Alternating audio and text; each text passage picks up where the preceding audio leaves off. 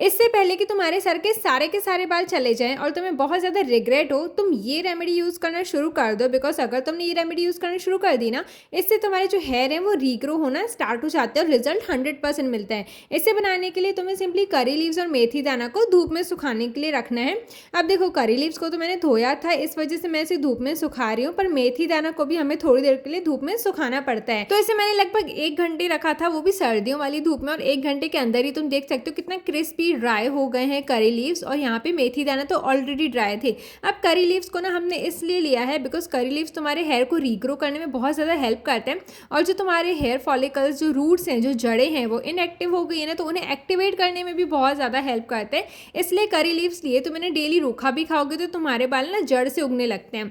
फिर मैंने यहाँ पे ना मेथी दाना इसलिए लिया है बिकॉज ये तो बहुत ही ज़्यादा पॉपुलर है तुम्हारे बालों को थिक करने में। और जो भी सोई हुई जड़ें हैं, जो बहुत ज़्यादा बाल चले गए थे और उस जगह पे नए बाल उगे ही नहीं है, तो उन्हें दोबारा ग्रो करने में ये हेल्प करता है। तो इसे बनाना तो बहुत ही ज़्यादा सिंपल है। तुम्हें बस एक बर्तन लेना है और उसमें लेने हैं करी लीव्स। तो मैंने यहाँ पे लगभग 1 मुट्ठी करी लीव्स का यूज़ किया है।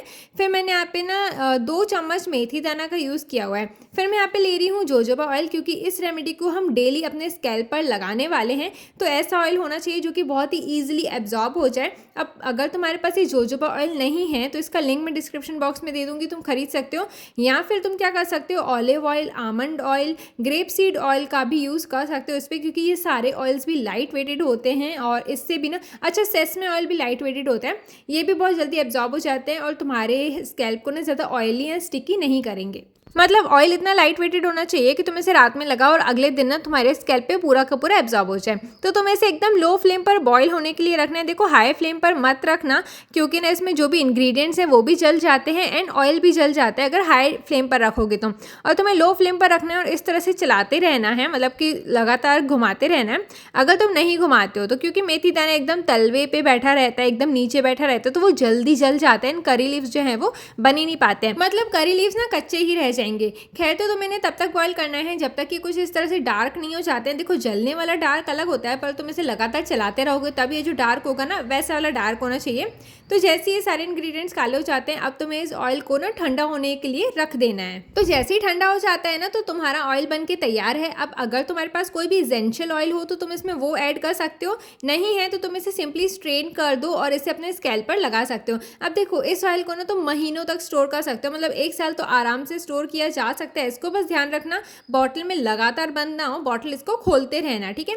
और दूसरी चीज़ ये, तुम्हें इसे डेली रात में लगाना है, अपने जो हेयर लाइन है उस पर लगा दो। जहाँ पे भी तुमको लग रहा है कि बाल्डनेस का इशू ज़्यादा है, वहाँ पे तुम इसे लगा सकते हो। और लगाने के बाद सिर्फ 1 मिनट के लिए मसाज करना है और फिर तुमने इसे 15 to 20 डेज़ के बाद रिजल्ट देखना, बहुत अमेजिंग रिजल्ट आते हैं। तो इसे डेली करो, अगले दिन हेयर वॉश करने की भी नीड नहीं है तुमको। तो मैंने तो इसे इस तरह की रोल ऑन बॉटल में रखा है ताकि डेली एप्लीकेशन इसका ईजी हो जाए। तो तुम भी इसे ट्राई ज़रूर करना 20 डेज़ के लिए और रिजल्ट मेरे साथ शेयर ज़रूर करना। मिलते हैं नेक्स्ट वीडियो में, बाय बाय।